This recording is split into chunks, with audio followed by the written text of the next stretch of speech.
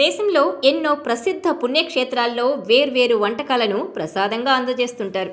ప్రసాదం కోసమే ఆలయాలకు వచ్చే భక్తులు ఉంటారు.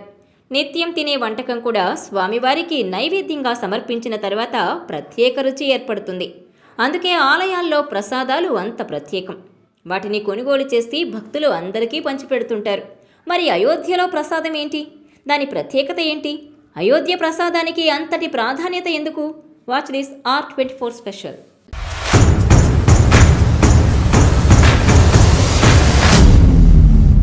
దేవాలయాల్లో ప్రసాదానికి ప్రత్యేకత ఉంటుంది. పూరిలోని జగన్నాథస్వామి ఆలయంలో ఏకంగా 56 రకాల నైవేద్యాలను సమర్పిస్తారు. అక్కడ నైవేద్యాల తయారీ నుంచి రుచి వరకు అన్నీ ప్రత్యేకమే. తిరుపతి శ్రీ వెంకటేశ్వర స్వామి లడ్డూ ప్రసాదం గురించి ఎంత చెప్పుకున్నా తక్కువే. ఇక అన్నవరం గోధుమ రవ్వతో చేసే ప్రసాదం, విజయవాడ కనకదుర్గమ్మ ఆలయంలో పులిహోర, శబరిమల అయ్యప్ప అరవణ పాయసం ప్రసాదం, షిరిడీలో దూద్ పేడ, శ్రీకృష్ణ దేవాలయాల్లో మఖన్ మిశ్రీ, మంత్రాలయ రాఘవేంద్ర స్వామికి పరిమళ ప్రసాదం, బాసర సరస్వతి ఆలయంలో పరమాన్నం, ఇలా దేనికదే ప్రత్యేకమైన రుచి. అసలు దేవుడికి నైవేద్యం పెడితేనే వంటకం రుచే మారిపోతుందంటారు. మరి రాఘవుడు కొలువు తీరిన అయోధ్యలో భక్తులకు ఏం ప్రసాదం ఇస్తున్నారో తెలుసా? ఇలాచీ దానా. శ్రీరాముడి ప్రాణ ప్రతిష్ఠ తర్వాత రోజు నుంచి దర్శనం కోసం భక్తులను అనుమతించనున్నారు.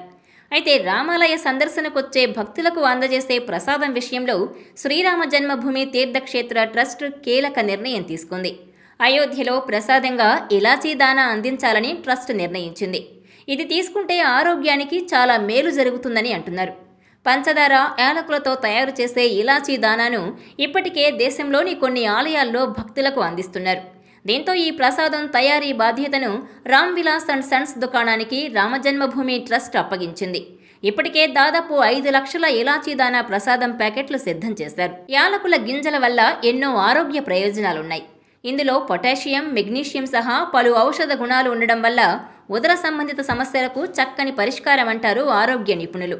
కడుపుబ్బరంతో బాధపడేవారు యాలకుల పొడి చేసుకొని చిన్న గ్లాసులో సగం నీళ్లు తీసుకొని ఉడకబెట్టాలి.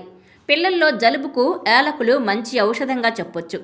4 లేదా 5 యాలకులు నిప్పులపై వేసి ఆ పొగను పీల్చినట్లయితే ముక్కు కారడం తగ్గుతుంది. అధిక సూర్యరశ్మిలో తిరిగినప్పుడొచ్చే తలనొప్పి తగ్గేందుకు యాలకుల కషాయం తాగడం మంచిది. డిప్రెషన్ ఉన్నవారు యాలకుల టీ తాగితే సాధారణ స్థితికి వస్తారు. తక్కువ టీ పౌడర్, ఎక్కువ యాలకులు టీని కలిపి తీసుకుంటే మనసుకు ఆహ్లాదం కలుగుతుంది.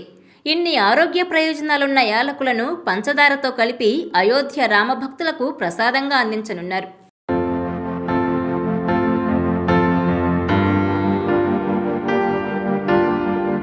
ఈ వీడియో మీకు నచ్చినట్లయితే please share, like and subscribe R24 Telugu.